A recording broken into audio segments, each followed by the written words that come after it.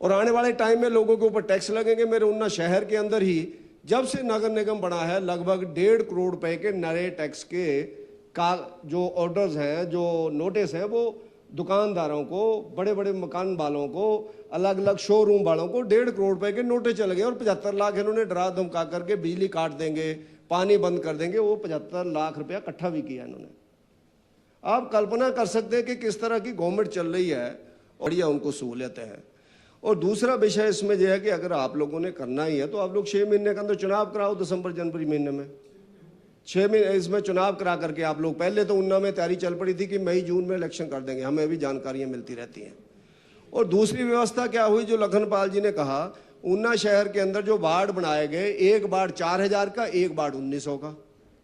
भाई को पहाड़ तो है नहीं है कि वो गांव दूर था इसलिए डालना पड़ा। ऊना तो बिल्कुल 3 किलोमीटर के दायरे के अंदर नगर निगम है। अब मैं बेचारे विवेक शर्मा जी बोल नहीं सकते, जब चीफ मिनिस्टर साहब ऊना आए थे तो चीफ मिनिस्टर साहब के सामने इन्होंने अपनी व्यथा की कि हमें कोई पूछ ही नहीं रहा, मेरे भी 6 गांव गए हैं, किसने वार्ड बना दिए, इनको पता नहीं है, इनको पूछ ही नहीं रहा था कोई भी। तो सीएम साहब ने वहां कमिश्नर साहब को कहा कि भैया एमएलओ से तो पूछ लो, जनप्रतिनिधियों से तो पूछ लो, तुम वार्ड कैसे बना रहे हैं।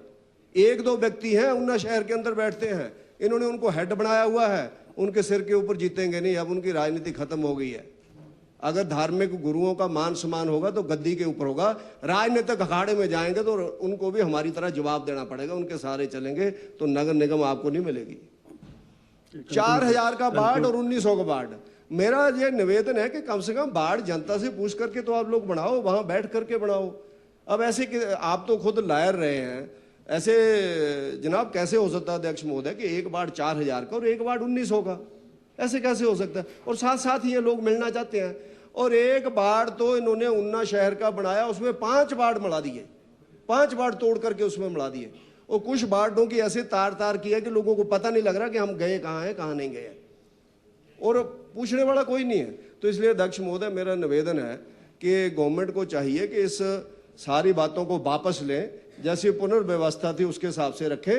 नहीं तो आप लोग आने वाले टाइम में जो चुनाव है उसकी डेट तय करें। हम लोग चुनाव लड़ने के तैयार हैं और लोकतंत्र में मेयर बनेंगे, डिप्टी मेयर बनेंगे, चेयरमैन वाइस चेयरमैन बनेंगे, तो उसके कारण काम शुरू होगा और जनता को उसकी राहत मिलेगी। इतना मेरा निवेदन है। धन्यवाद।